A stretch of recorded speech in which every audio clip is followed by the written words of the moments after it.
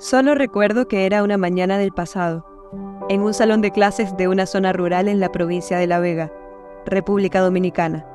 Corría el año 1974, o acaso el 1975.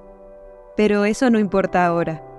Mis recuerdos son vagos e imprecisos, emergen en medio de una densa neblina, con rostros difuminados como sombras. Pero estaban allí, presentes, en aquel aula. Si me preguntas quiénes eran mis compañeros de clases, creo no poder recordar a ninguno. Pero sí recuerdo a aquella maestra a la que hoy vamos a llamar por nombre Flor Hermosa. Era alta, de mirada profunda, tez color canela, pelo trigueño con ondas que caían sobre sus hombros y se movían como hojas abatidas por el viento al compás del sonido de sus tacones. Era una mujer de voz firme y mirada penetrante. Aquel día paseaba como siempre por el salón. Podía sentir su cercanía cuando pasaba por detrás de mi pupitre y miraba por encima de mi hombro. También podía percibir su perfume suave y delicado. De repente, el ritmo de sus pasos y el sonido de sus tacones se aceleraron, y la maestra soltó con voz autoritaria y elevada: ¿Quién fue el cerebrito detrás de esta notita para su compañero? Mientras levantaba a la vista de todos un papel arrugado con una palabra ofensiva escrita a grandes rasgos. Una palabra que hoy mis labios no se atreven a pronunciar. Todos nos miramos, temerosos, esperando ansiosos saber qué se tramaba en la mente de esa maestra. ¿Qué castigo le esperaba al atrevido que osó escribir y dejar aquel mensaje en el pupitre de su compañero? Era solo una palabra, aquel trozo de papel arrugado con líneas en azul claro, desgarrado y arrancado de una libreta. Una sola palabra escrita que rasgaba la esencia más íntima de una persona, quizás hiriendo su dignidad, representando rechazo, indignación y deseo de molestar. Hoy en día, eso lo llamaríamos bullying. La maestra aún sostenía el papel en alto, repitiendo: ¿Alguien quiere confesar ser el autor de esta nota? Todos nos volvimos a mirar. Algunos desviaron la mirada, otros temblaron y algunos fingieron no escuchar. Mientras tanto, yo contemplaba mi pupitre antiguo y desgastado, con un espacio cuadrado donde apenas cabía la libreta de notas y, tal vez, un libro de texto. Ese pupitre tenía un escondite secreto para guardar los libros. Era allí donde yo deseaba esconderme, en el embrujo del escondite de los libros. Pero el espacio era demasiado pequeño para ocultar mi vergüenza y mi mejilla enrojecida. Mi mente volaba en busca de una manera de escapar de aquel momento tan embarazoso, pero nadie hablaba. Y yo tampoco dije nada. Seguíamos mirándonos, intentando descifrar quién había sido el autor de la nota. Más de uno pensó que pagaría por un error que no había cometido. Aquellos que siempre se comportaban mal en clase creerían que no podrían escapar de las siniestras consecuencias de algo que no hicieron. La culpa recaería sobre mí. El problemático de siempre, pensarían más de uno.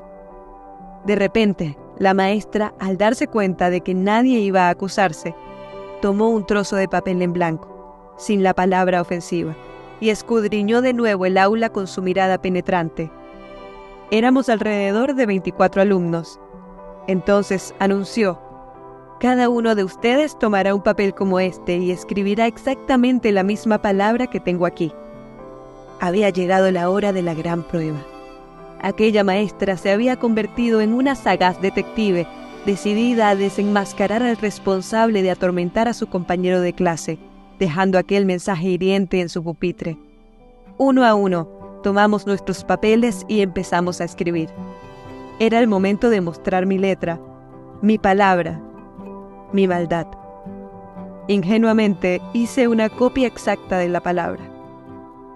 ¿Cómo podré olvidar las expresiones en los rostros de mis compañeros?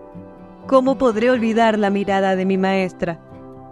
En un instante, mi cabeza daba vueltas, sentí mareos y el deseo de vomitar. ¿Me expulsarían de la escuela? ¿Cuál sería el castigo de mis padres?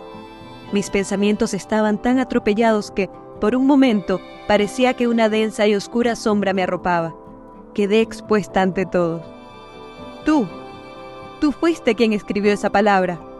resonó la acusación. Mis pensamientos se derrumbaron por completo. Sin habilidad para ocultar mi error, me descubrí frente a la maestra y a todos mis compañeros.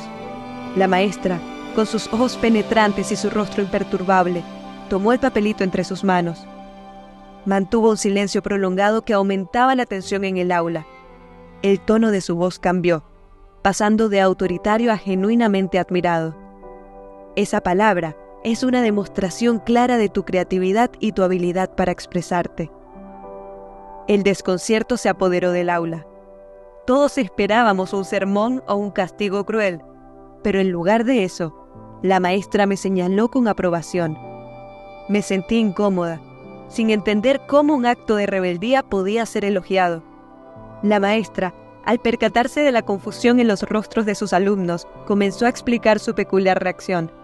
Les habló del poder de las palabras y de cómo, incluso en su simplicidad, podían tener un impacto profundo. Has utilizado una sola palabra para expresar lo que te sucede, lo que sientes y lo que piensas.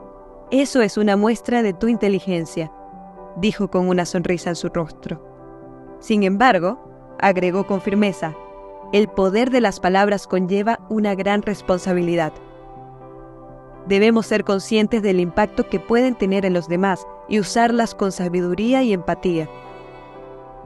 En ese momento, me di cuenta de que la maestra no elogiaba mi acción negativa, sino más bien reconocía que todos tenemos la capacidad de expresarnos y comunicarnos, y que debemos usar esa habilidad para construir y conectar en lugar de dañar y dividir.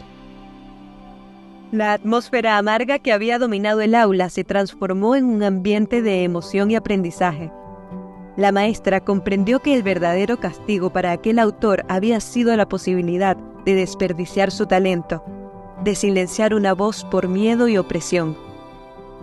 Desde aquel día, aprendí a pensar antes de hablar, a reflexionar sobre mis palabras y a ser más consciente del efecto que pueden tener en los demás. La maestra me enseñó que la inteligencia no solo se manifiesta en el conocimiento académico, sino también en la manera en que nos relacionamos con los demás y en cómo usamos nuestras palabras para construir un mundo mejor.